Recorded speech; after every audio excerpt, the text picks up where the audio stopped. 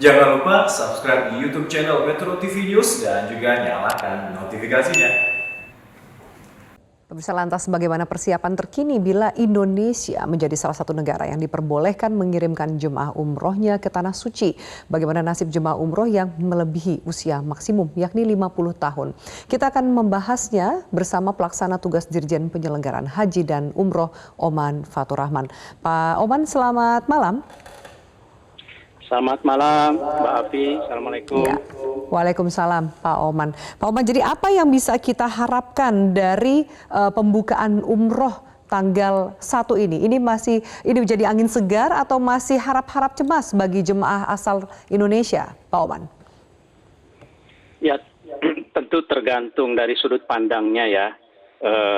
Karena kan untuk umroh ini kan ada setidaknya mungkin 3 sudut pandang. Dari sudut pandang Kementerian Agama, kemudian dari sudut pandang jemaah, dan juga dari sudut pandang PPIU sebagai penyelenggara ibadah umroh ya. Saya kira tentu di satu sisi ini satu kesempatan bagi jemaah umroh Indonesia untuk bisa menyalurkan kerinduannya untuk beribadah ke Tanah Suci melalui ibadah umroh ya. Tapi karena berbagai keterbatasan tentu saja kami di Kementerian Agama harus sangat hati-hati sekali. Ya.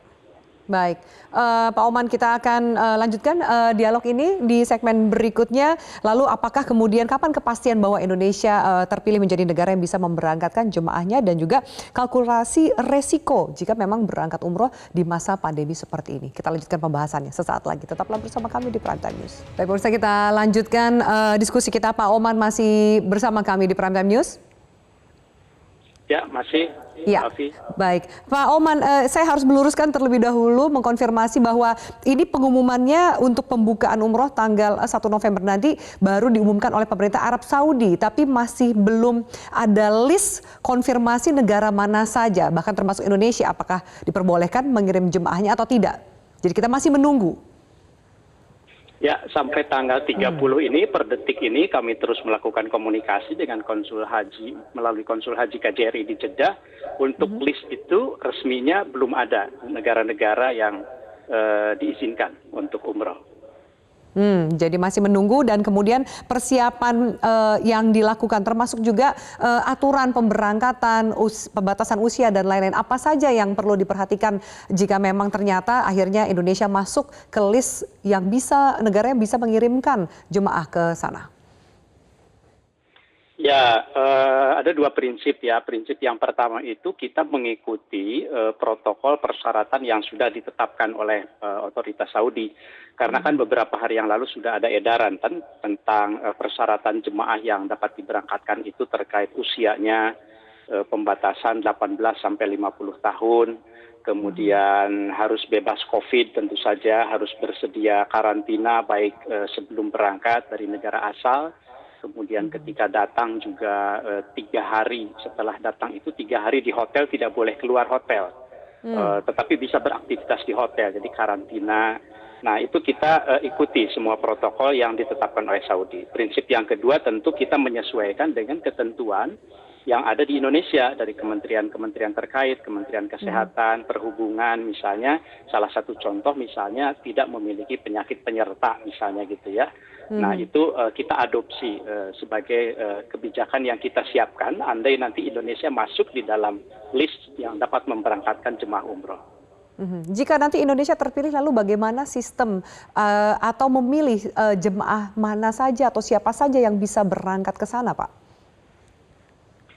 Ya, jadi memang kan untuk penyelenggaraan umroh ini agak berbeda dengan haji ya. Kalau haji itu kan memang pemerintah langsung untuk yang haji reguler khususnya.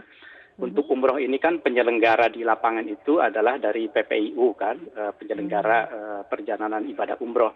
Jadi Kementerian Agama menyiapkan regulasinya, nanti teknisnya itu salah satu regulasi yang terkait tentu saja adalah jemaah yang diprioritaskan berangkat itu mereka yang kemarin stranded, yang gagal berangkat sejak tanggal 27 Februari. Nah untuk teknisnya itu memilih usianya segala itu tentu di PPIU yang akan melaksanakan ya. Jadi Kemenag itu memberikan pelindungan dan pengawasan terhadap penyelenggaraan umroh oleh PPIU itu. Bagaimana juga komunikasi dan koordinasi yang dibangun dengan biro jasa atau travel yang memberangkatkan para jemaah? Oh, kita sangat intens sekali ya dalam 1-2 bulan terakhir ini duduk bersama membahas tentang apa saja pasal-pasal begitu yang bisa kita terapkan untuk penyelenggaraan umroh di masa pandemi ini. Jadi kita sudah komunikasi dengan teman-teman di asosiasi juga. Karena ini kan memang di lapangan yang akan melaksanakan karantina, yang akan melaksanakan pembinaan, komunikasi ke jemaah itu di PPIU. Jadi Kementerian Agama sudah memfasilitasi beberapa kali pertemuan dengan teman-teman di PPIU.